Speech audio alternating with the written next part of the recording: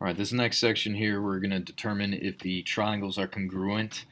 There's a couple of different of our theorems that we can do for triangle congruence here. So as far as your congruent triangle theorems, you got a few of them here. You got angle, side, angle. You got side, angle, side. You can do angle, angle, side. Side, side, side. And then the one that kind of looks like SSA, or side side angle, that's specific to right triangles, is HL, and that's kind of the special one right there. It kind of looks like side side angle, but it's with a right triangle where you have the hypotenuse and the leg marked congruent. So the non-congruent ones, it's typically the angle angle angle and then side side angle. Side side angle makes two different triangles. Also, if you have two or less things marked, typically that'll be not congruent. Two or less things, at least. So here's how you'll approach these here. You'll look here at your triangles, and this one here has two pairs of sides, and then your right angle between them. And since all right angles are congruent, we can say that these two triangles here are congruent by side angle side. Now, as far as the order for your triangle, it goes in the order of A to B to C. If you're trying to figure out what angle matches with A, it's across from the single tick. So go across from this single tick right here. That's X right there. So we'll start out with triangle X. It goes along the hypotenuse. So X, Y, and Z. And on the tests, you're going to have to make sure you get the correct orders on those. So make sure you do that there correctly with the correct order.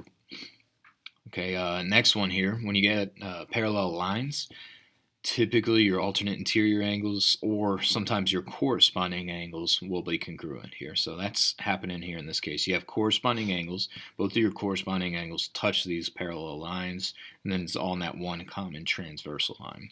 So we can say that those are congruent by the corresponding angle theorem. And then you already have the given sides that were marked and the given angles that were marked as well. So this one would be side angle side again. So that's yes on that. And then let's go here. They got triangle A, B, C. A matches with B on the next triangle. So we'll go B, D, and I think that's supposed to be an E right there, an E or an F or something got cut off. So that one is yes. Okay, next one here. You can go ahead and mark your vertical angles. It appears that initially that there's only two things marked, but you can always mark your vertical angles, and you can always mark shared sides, which I think is going to come up here in a minute. All right, now here's the issue with this one here. First of all, this one here does appear like it's side angle side, but this second triangle has a different pair of things. It's got two sides and then an angle that's not between. So it's kind of, it's no for multiple reasons. First of all, side-side angle will never be making congruent triangles. And then also, these two would need to match whatever they are. So this one's going to be no. If it's no, then you're not going to fill out the second thing because they're not congruent. If you wanted to put a reason, I guess you can say they don't really match, even though they do have three things. Okay, number 22. 22 is another thing that you can mark, something that's implied, and that is your shared side right here. You have the shared side in the middle, DB. So then we can say that these are going to be congruent, and that's because you have three pairs of sides right there. Side, side, side. As far as the order here, they start out with A, and then they go towards B. So it's A to B, and then to D. It appears that A matches with C, and then you're going to go along the two ticks right there, and then back here to B. So this would be triangle C, D, B. And I guess this little line here got scooted over there, so you don't need that. Okay, number 23 right here. You do have another shared side, but when you're looking here at this one, you have the two sides, and then the angle is not between the two sides. So this would be side, side, angle, and that never makes congruent triangles. It makes two different triangles, so we won't ever say that it proves that it makes congruent triangles. So even though they look congruent, this one's no, and then you're not going to fill that out. And that's because it's SSA on that one. Okay, next one right here, you got vertical angles that you can mark yourself here, and I'm going to use two hoops there since you already got the single hoop up there by angle T and U. So with this one, you have two angles and a side that's not between them, so that's angle, angle, side, or you could put side, angle, angle.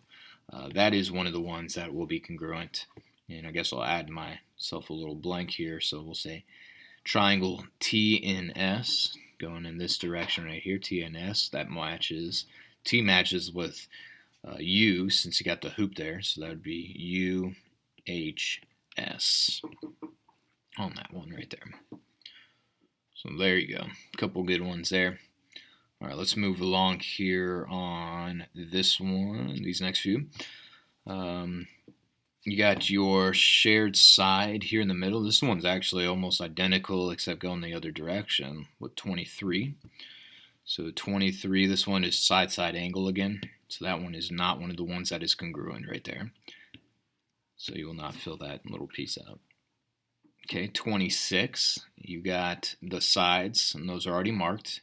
You got the two ticks there for the other side, and then the angles. And they gave those angles to you. You would not be able to mark those yourself, but they did give them to you that they're congruent. So this one would be yes. This would be by side, angle, side. Okay, and then that's perfect. Okay, last one here, y'all are going to kind of get messed up here sometimes on this here. Y'all might think on this one that this might be one of the HL cases. And the only thing you can actually mark yourself here is JM. You can't mark anything else here. We're not necessarily sure if M is a midpoint or if there's any angles that are bisected. So since this one only has two things, this one's not going to necessarily be congruent. Not enough to at least prove. So we'll say no there on that one. Okay.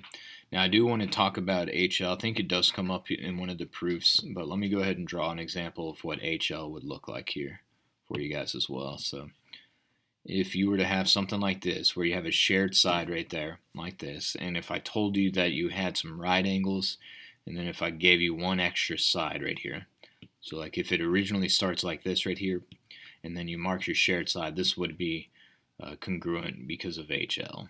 So you might want to add that in there. I think that's the only one we didn't see.